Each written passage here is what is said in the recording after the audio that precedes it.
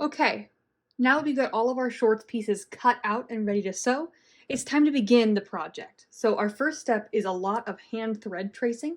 The point of hand thread tracing is to impermanently mark a line that you can see both from the wrong side of the fabric where you've got your lines marked and also from the right side of the fabric where there are no lines. So we're creating the lines on the right side of the fabric in a way that we can just take back out when we're done so they're not forever in our way. So for this step, we are going to hand thread trace quite a few pieces. And what we're going to do is literally just use a big basting stitch, like a gigantic hand running stitch, in a contrasting color of thread. So for mine, I will probably use blue because my shorts have no blue in them. The things we are going to be hand thread tracing is the hem of every single piece that makes up the body of your shorts. So the front, the side back, and the back. So if it's shaped like this, or like one of these where it's got the crotch scoop in it, you are going to be thread tracing just the bottom side of it.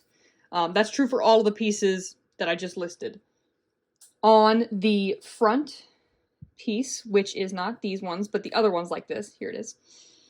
On the front piece, which is this, you will also hand thread trace a line from this notch all the way up to the top. This is going to be where our zipper will ultimately go.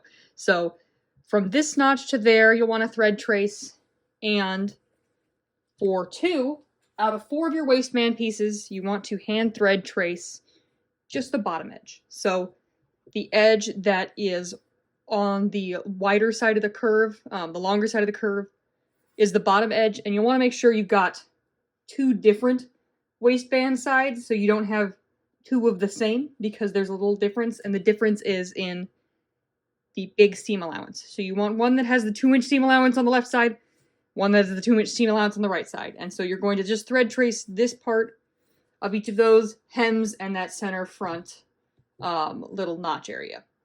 So I'm going to show you how to thread trace one in the event that you would like a refresher on that, and then you're going to repeat it on all the pieces. For hand thread tracing, you're going to want to have a needle threaded with a contrasting color of thread. I've got blue here to go on my pink fabric, as well as your pieces. So I have already gone ahead and hand thread traced the hem of this one so you can see what it looks like. I've just done a big basting stitch directly on top of the line that I marked in pencil, and then you can see it from the right side. It looks nice. I can tell where the line is, and eventually I'll be able to fold it over and be exactly on that line. It'll be super easy and fun for me. So I'm going to show you really quickly, and I'm doing this on the front piece because it's the only one with something extra and special. I'm going to show you really quick what I want you to do for hand thread tracing is what we're doing. So I'm taking my needle, I'm going to look at my piece, and only on the front piece you'll see that there are these 2 notches. And you want to start on the top, at the upper notch, and we're going to go up to the waist part of your shorts. So I'm going to insert my needle right at that marked point, bring it back up, trying to stay right on the line, and then I'm just going to continue that. Stitching as I go, and you can see I'm staying right on that line. I don't want to be any over because this is telling me exactly where my stitch line is. On the right side of the fabric, it's telling me where I marked it. And you'll notice you get through this pretty quickly. And once you get to the corner, you can stop and tie off your thread tracing. I've just been doing a single knot because it's going to come out in not that long from now. I don't need it to stay forever. I don't want it to be really hard to take out. So I'm just doing a knot, clipping it off, and then you can see I've got a really nice marked line that I can see from the right side of my fabric, reflecting what is shown on the wrong side of my fabric. So repeat this on all of your hems, your front, side back, and back, as well as the bottoms of your waistbands, and be sure to get the crotch zipper line on the front pieces. Now that we've got all of our hand thread tracing done, we are ready to start assembling our shorts. So the first step for real sewing for your shorts is you are going to attach the front piece, which is this one, to the side piece. So we are unifying the front of our shorts to make it possible for us to put them together for real all the way around in a hot minute. So you'll need your side front and your front piece. And what we're going to do is I'm just going to show you how to pin it real quick. So you'll notice on your pieces, you've got a pair of notches. You've got a single notch over here, and we want to find the equivalent. So there's a pair of double notches right here on this. So we know that the side that we're going to be matching up is the one with the double notches, which is right there. So we will place our side front on top of our front, and we're just going to pin it just like we've done with our previous projects, matching up the stitch line. And so I'm starting out with the corners, making sure they're matched. There we go. And then I'm going to match the notches, and then I'll pin some places in the middle, and then we'll go sew it. At this point in the course, I think you guys are getting the gist of generally how we do things, but it's a lot of matching seam lines. So much matching our stitch lines, because that is how we know that we are getting an exactly correct following the pattern. I mean, it's an exactly correct version of the garment following the pattern. That is the sentence I was trying to say. I'm gonna do the notches. I'm just gonna do one in the middle of the two. And great, they line right up, as they should. And once I've got this pinned, I'm going to repeat it with the other piece, and then I'm going to take it over to the sewing machine and stitch this seam up, which I will show you. Okay, over at my sewing machine, I'm going to stitch my pieces just like I said I was going to.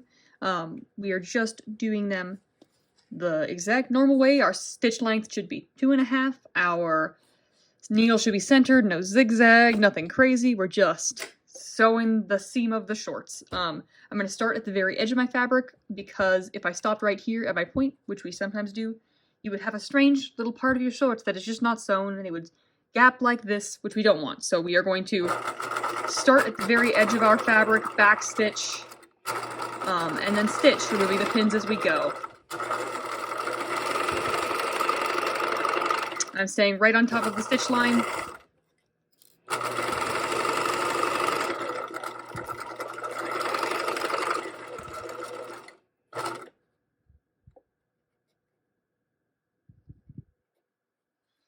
And I've got a pin that's kind of stubborn. There we go. And I'm going to do the same thing. I'm going to back stitch right at the edge and then just stitch straight off. And that is one of my 2 front seams sewn. So you'll want to repeat the process on your second set of fronts, and then we'll head over and press them.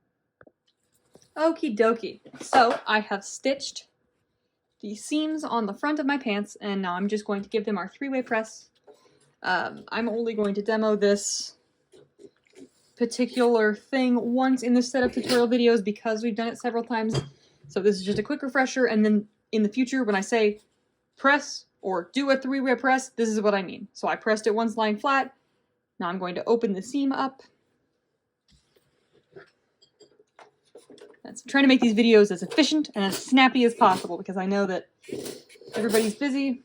And also, at this point, I think there are some things that you'll be like, yep, I don't need to see how to do a 3-way press anymore. I know how to do that. But at least that's my hope. I'm hoping that everybody comes out of this class, if they know one thing, it's that they know that they've got to press when they sew. And that sewing is like, 50% sewing and 50% ironing. Or like 50% ironing, 30% pinning, 20% cutting, and 10% sewing. I think that I said 110% worth. But you know what? Sewing takes 110%. Okie dokie. And so that is what you want to do for every time I say press. Now that we've got our fronts stitched together, the next step is that we want to serge our seam allowance because we want to make them all nice and finished on our shorts on the inside when we're done. Because we're not lining these, because lined shorts would be a really bold and interesting take when it comes to shorts made out of cotton. I don't really think we need... The point of shorts is to be cool and crisp, and if you put lining in something, it's immediately less cool and crisp because you've got more fabric. So we're going to serge the edge of the seam allowance. What I just did is I folded all of my extra fabric away so that I've just got one piece of seam allowance here. I'm just going to serge along that. You want to make sure that you only got the one layer of fabric that is your seam allowance under your serger foot, because otherwise you will be taking off chunks of your real short material. Because the serger is a blade, it's got the power to really mess up your day when it comes to your short project. So just make sure you are only serging through the one layer of your seam allowance, and you will be happy and glad that you did so. And so once I've got that done, I'm going to repeat it on the other side, and I'll show you that, and I'll show you what it looks like finished. But we used the serger in our last project, so I'm not concerned about your ability to know how to use it.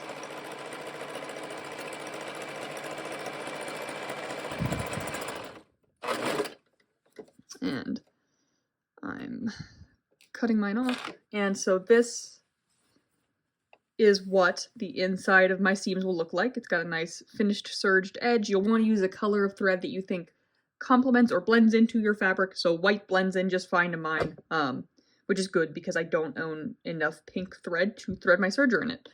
So the last thing you want to do is you'll want to trim off these tails, and then you are ready for the next step.